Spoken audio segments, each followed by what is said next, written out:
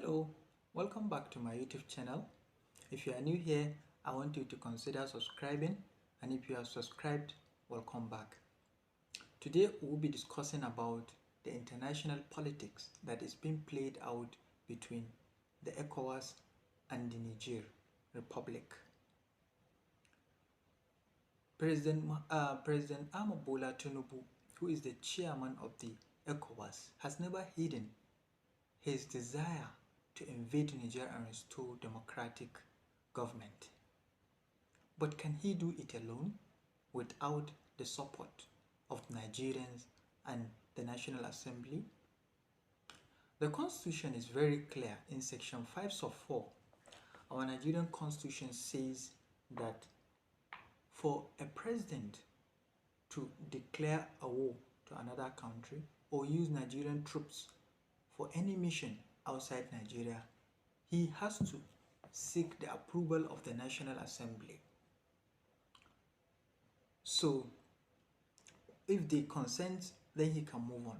But if they refuse their consent, then it is expected that as a democratically elected president who has sworn to protect Nigerian constitution and to uphold its ideals and apply its laws, then he is expected to shelve his desire or intention, because rule of law governs everyone, including him.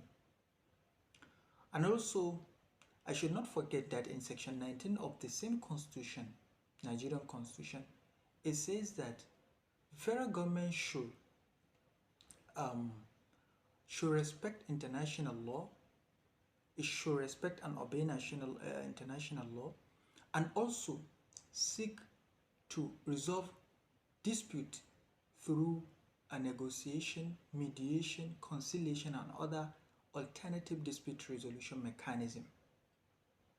That is what the constitution says, and not to just wage a war on another country, especially when this matter that is being at hand is not something that directly affects Nigeria or Nigerians. And not only that, a president now, he is expected to be very cautious, especially now since he has already sought the approval of the National Assembly and they refuse to give him the permission or the consent to mobilize troops and send them to Niger.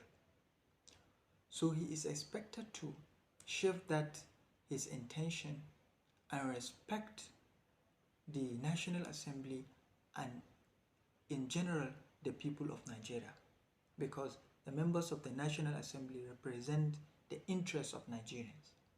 And Nigerians have vehemently voiced their opinion on this matter.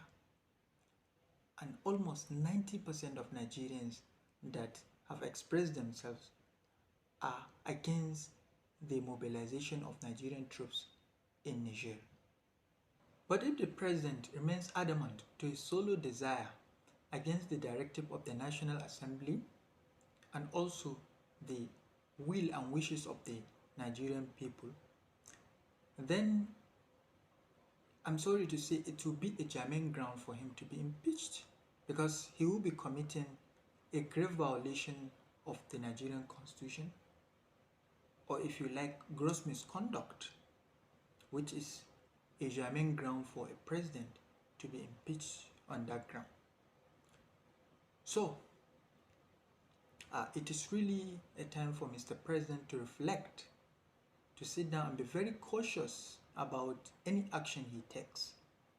The Constitution urged and even made it mandatory, not even urged, it made it mandatory for the federal government when things like this happen to use alternative dispute resolution mechanisms such as negotiation, conciliation, and what have you, and not to just resort to war.